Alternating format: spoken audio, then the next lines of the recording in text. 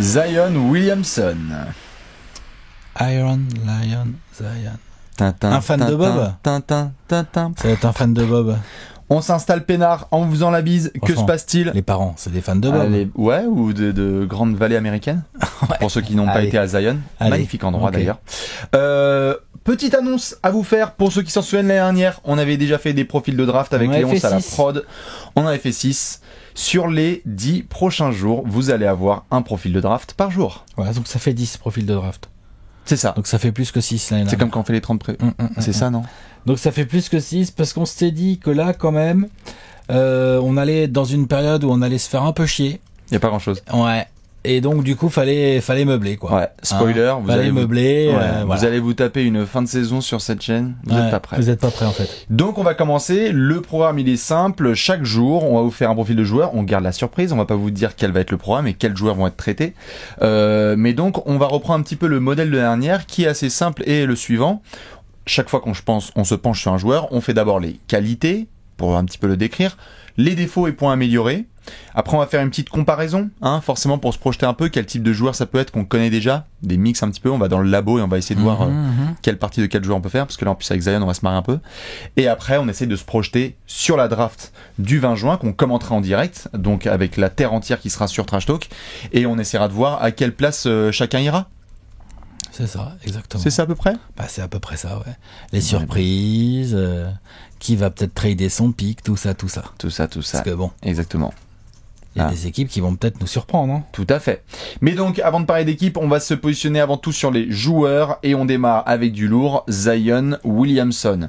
Pas encore trop de surnoms parce que déjà le prénom est incroyable, hein. On a souvent des joueurs NBA comme ça dont le prénom est fou, donc pas besoin forcément de mettre des En surnoms fait, après. son prénom peut devenir son nom. C'est ça. Zion, ça va être Yanis, Kawhi, Kobe, LeBron. Shaq, Zion. C'est ça. Zion, Franchement, on va voir. Attention à la phrase. Quand elle va être séquencée dans 5 ans et que ça va n'empêche qu'en termes de nom, Ah. il a grave ce qu'il faut. Tu vois, Williamson, il y a déjà eu Corliss et tout. Tout à fait. Zion, c'est il peut quelque se chose. positionner. Très clairement. Et donc on va le présenter tout de suite. Nous sommes donc sur un fou mental physique. 2m01 pour entre 125 et 130 kilos. 2m01, les bras levés, hein. Moi, je dis, il fait 2m01, pas 2 mètres. Hein. Ok. Pff, moi, j'ai l'impression qu'il fait pas 2 mètres. Ou peut-être un 99. mais... On parlera plus tard dans un autre profil de son Ouais. coéquipier RJ Barrett. Certains disent que RJ Barrett est un peu plus grand Moi, que je Zion pense, Williamson. pour l'avoir vu et tout, côte à côte, tout ça, machin, j'ai l'impression qu'il est plus grand, quoi. Et il est capable, hein, mais Par donc contre, c'est entre l'autre, il est aussi 99, large hein. que grand. Le problème, c'est que c'est un cube. On est sur un joueur qui fait entre 125 et 130 kilos. Oh, oui, alors là, Les rumeurs de la street disent plus 130 que tout sec, 125. hein. Et puis tout sec, hein. Et on Pas- est vraiment pas tout mouillé, sur, là. c'est ça, qualité première principale, évidemment il y en a plein pour ce joueur, c'est ce côté freak athlétique. On voit rarement des joueurs comme ça, c'est-à-dire que quand on a vu par le passé, il a été comparé à d'autres, hein, notamment des Charles Barkley, cette espèce d'erreur de la nature, de vainqueur de la loterie génétique, où tu vois cette masse s'élever dans les airs et être à une vitesse qui te dit ce garçon ne vient pas du même Il a système solaire des que nous. épaules incroyablement Des biceps. puissantes. Le haut du corps est incroyable, le bas du corps est incroyable également. La tonicité, la mobilité, Agilité, vitesse, détente, dextérité. explosivité, Tout. puissance. Enfin bref, il est, oui, athlétiquement parlant. On voit ça tous les 20 ans. quoi. On voit pas ça souvent. Il est au niveau des aptitudes athlétiques, il est complètement fou. Il est complètement fou. Et en plus, au niveau des les attributs physiques de base, c'est-à-dire, bon, on va être clair, c'est plutôt un poste 4, a priori. C'est un 4, hein. Donc, a priori, un poil petit, hein, pour son poste, parce que si tant est que Bastien ait raison, donc qu'il fasse 2 mètres, moi, je pense qu'il est un poil en dessous des 2 mètres, mais enfin, bon, on va pas, pour 1 ou 2 centimètres, on s'en fout. Mais en gros, il est un peu petit pour le poste 4, par contre, il a largement les kilos. Mais clair. surtout, il a l'air d'avoir des bras, une belle envergure, il a l'air d'avoir des bras Oui, assez longs. bien sûr. Donc, entre ses qualités athlétiques et ses longs bras, et sa puissance, il va pouvoir sans faire aucun problème, il tient la route au poste 4. Bien sûr, et son coffre et son second jump lui permet tout ce qui est de l'ordre de l'athlétique lui permet justement d'être clair. très fort dans les airs et donc pas de problème pour venir en second rideau au compte, pas de problème pour aller gober du rebond. Là, c'est En sûr. second ridon avec son premier jump. Ouais, exactement. C'est Mario, hein. Ceux qui ont déjà joué à Mario, c'est un jump dans les airs le et compte, je sais même pas qui est le gars, mais le compte sur le gars là qui shoot dans le corner à 3 points. Ah bah c'est DeAndre Hunter. C'est DeAndre Hunter. L'autre, il croit qu'il a le temps. Ah bah Space Jam, hein. L'autre il saute. Faut le voir ce compte pour ceux qui l'ont pas vu. Ouais, vous allez voir le bloc. Appel des 2 pieds.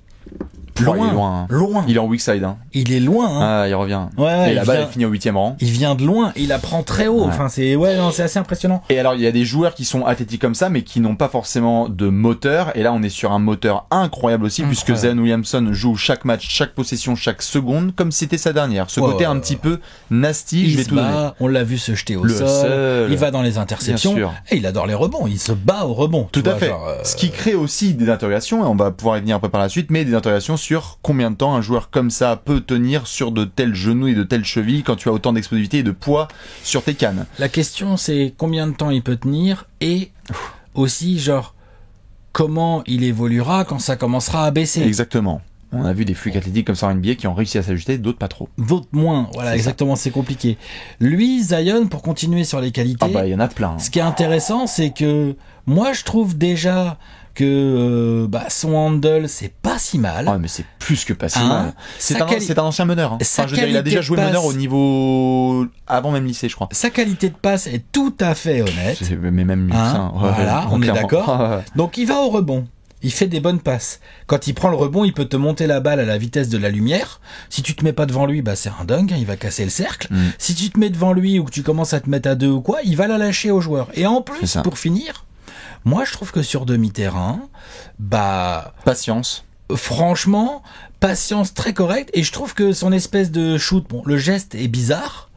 Mais en tout cas, en NCAA, dans le périmètre, ça rentre de manière pareille, hein, ça rentre quand même assez. Hein. Tout à fait, la sélection, après on peut parler pendant des heures de cette saison à Duke qu'il a fait avec RJ Barrett, Cam Reddish et donc sous les ordres de Coach K. La sélection de shoot, on peut dire, mais voilà, chaque système est différent. Ce qui est fort avec ce mec vraiment, c'est ce que tu viens de dire, c'est que c'est un monstre athlétique, mais qui cache un technicien vraiment fin. Ouais. On a la capacité qu'on a tendance à sous-estimer. Tout à fait, capacité à finir main droite, main gauche en utilisant bien la planche. Parfois, connaître justement son avantage physique pour utiliser le rebond offensif pour dominer.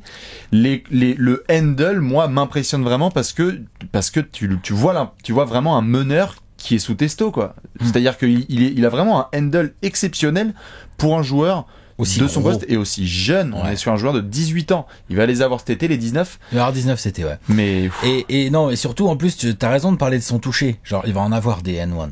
Parce qu'avec sa faculté à prendre les contacts, parce que le contact, Zion Williamson, ça lui fait pas peur. Oui, quand il a vu Taco Fall au circuit NCAA, il lui est monté dessus. Et il a pas peur du contact. Et ok, c'est vrai que la NBA, c'est un step largement au-dessus que la NCAA en termes de baobab dans la raquette, en termes d'athlète qui va en faire en face de lui, mais honnêtement, Zion Williamson, franchement, je crois qu'on peut le dire, il est assez NBA ready athlétiquement. Non, il est assez ready athlétiquement. Et il y a de la marge. Et donc, des contacts, il va en prendre, mais c'est vrai que s'il peut pas aller tout le temps au dunk, il va être capable de finir en finger roll, en petit lay-up, après contact et tout. Ouais, je pense qu'il va être grave capable de faire ça. Il y a un côté très, sans faire de comparaison trop, hein, mais il y a un côté, tout à fait, il y a un côté très Westbrook des ailiers forts. Ce côté un petit peu genre, je vais au mastic et quelle que soit la réception sur mes genoux, je m'en bats la race. Ouais, et puis en l'air, il s'en fout.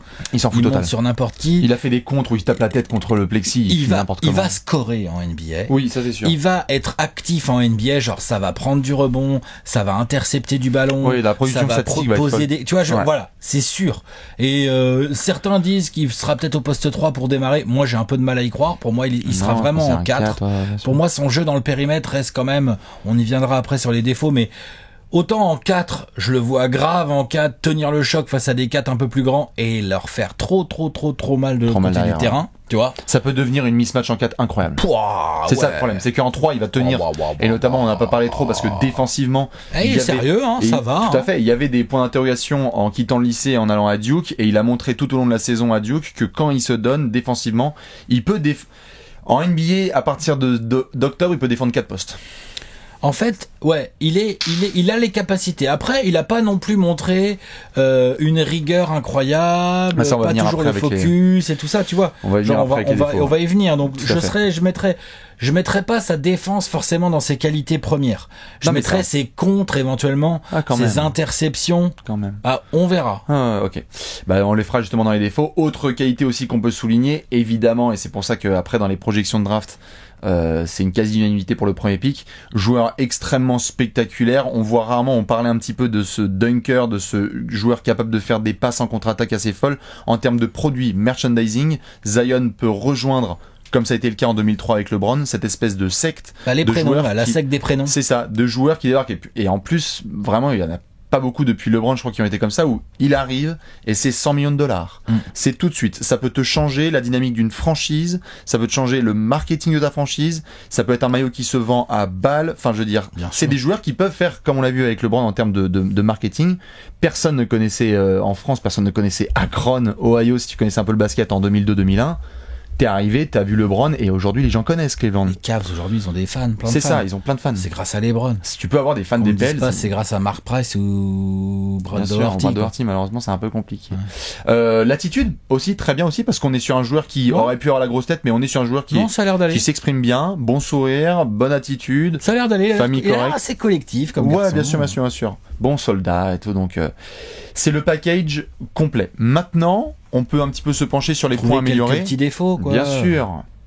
On en a parlé, le premier, c'est ce côté un petit peu physique sur la durée. Ça a été le sujet tout au long de la saison, et depuis son arrivée dans les vrais highlights YouTube Machine, c'est ce côté, comment est-ce qu'un joueur comme ça peut... On a vu des exemples, évidemment de joueurs différents, mais des joueurs avec des appuis hypertoniques comme ça, salut Derrick, et qui sur un mode... qui fait pas 130 kilos. Hein. C'est ça. Et donc, du coup, tu peux t'exposer à de vrais soucis sur la longueur.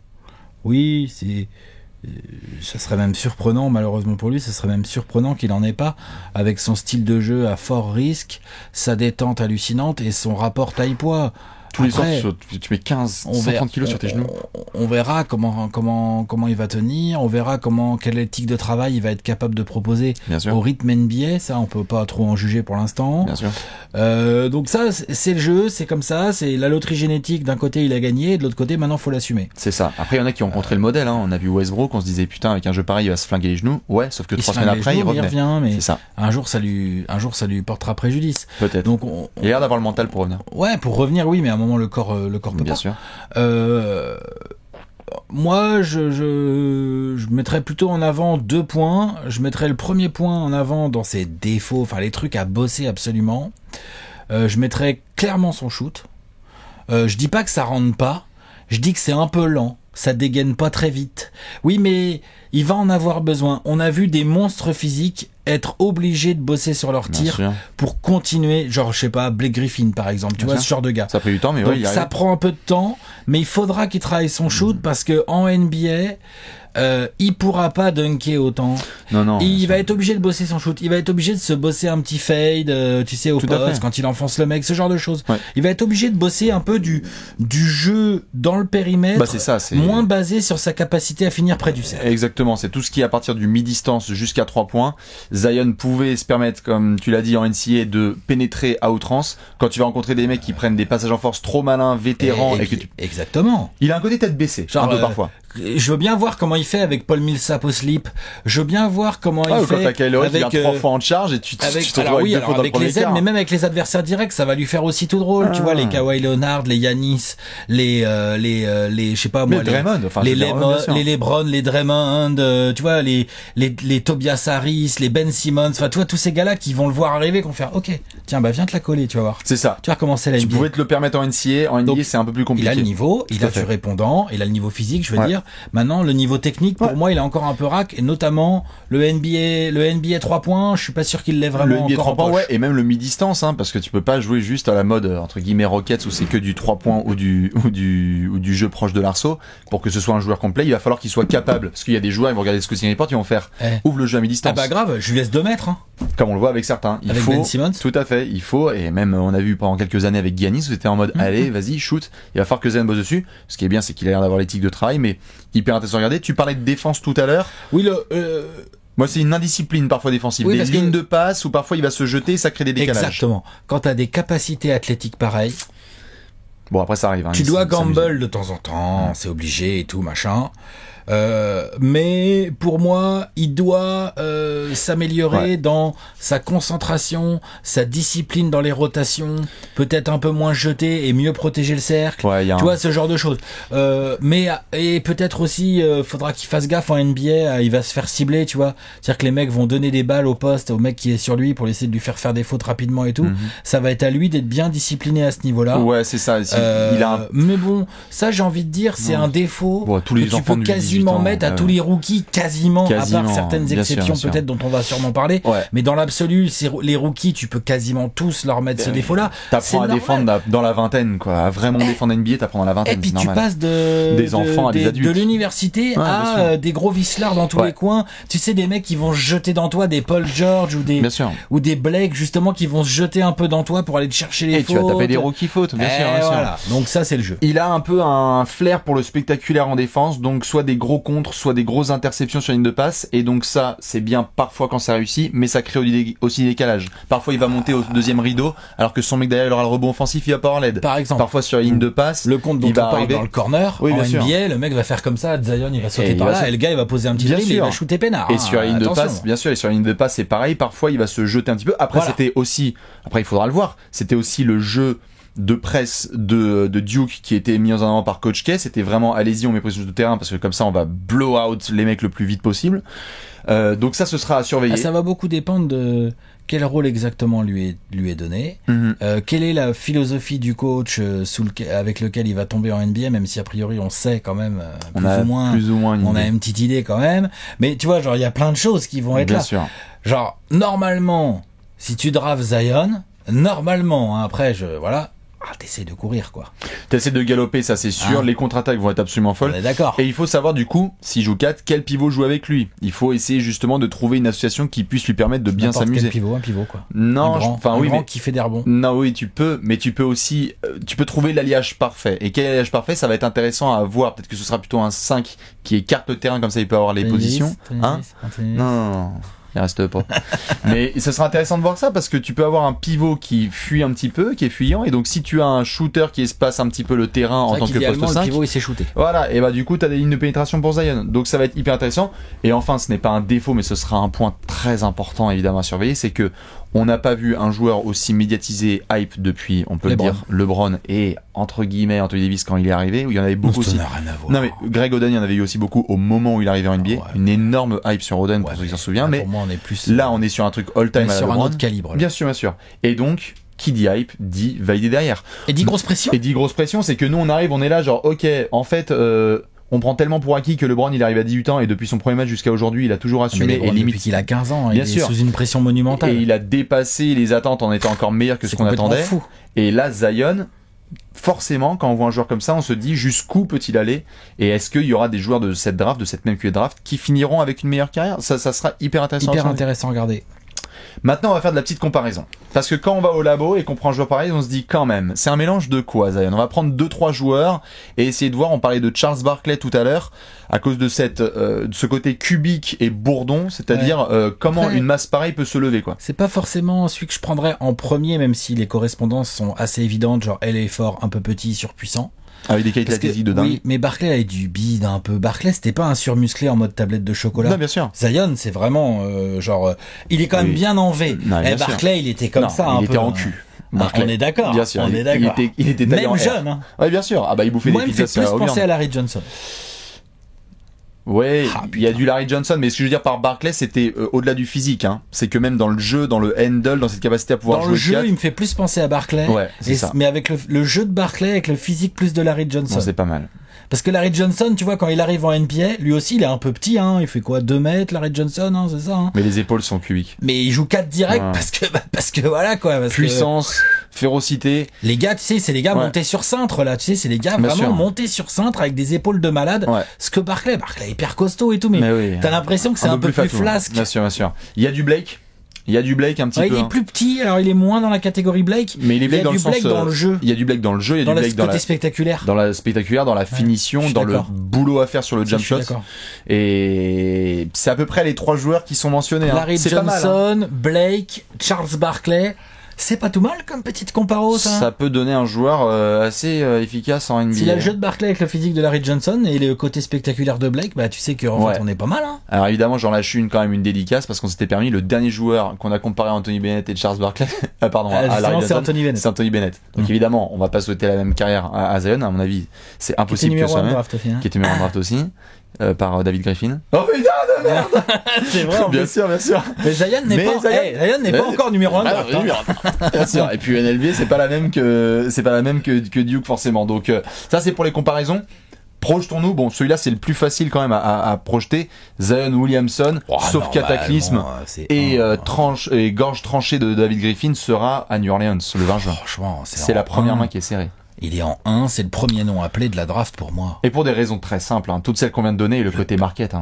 Le joueur qui est absolument incroyable, avec encore une fois très jeune, avec du potentiel, et le business d'une franchise. Bien sûr.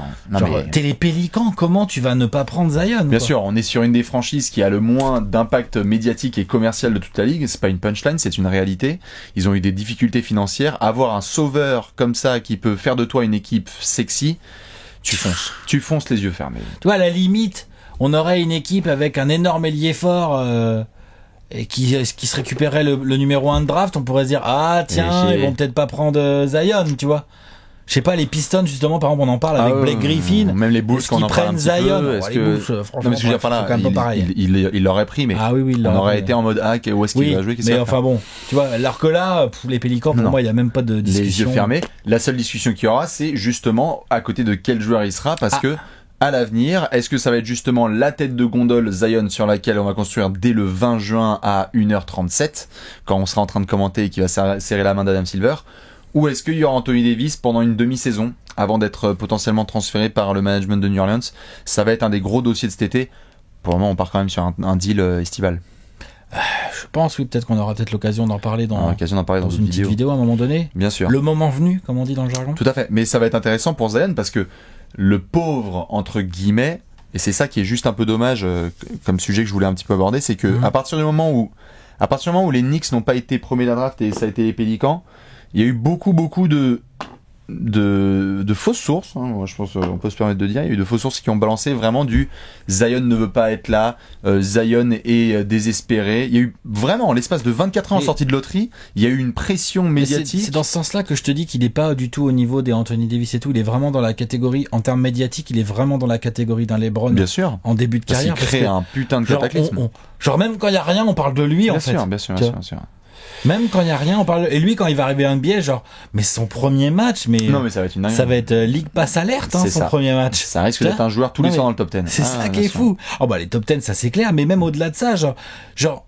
Par curiosité, tu vas cliquer sur le premier match et peut-être même les 10 ou 15 premiers matchs de Zion juste pour voir un peu comment il évolue, qu'est-ce qu'il fait, genre il est en train d'enfoncer Blake Griffin, putain, League Pass alerte, alors qu'en fait c'est un Pélican Piston sans leur faire offense, tu vois. Genre, non mais bien sûr, ça deviendra un duel. Genre en fait, il est 3h30 du matin, il y a un Pélican Piston, j'ai envie de le faire. C'est ça, tu vois. Vraie interrogation quand même à se poser sur la Summer League, on verra parce qu'on sait qu'il a vécu une grosse saison quand même, Zion, qui s'est pas forcément terminé comme il le voulait avec le titre, mais on verra s'il va se faire la Summer League, peut-être 1 ou 2 matchs.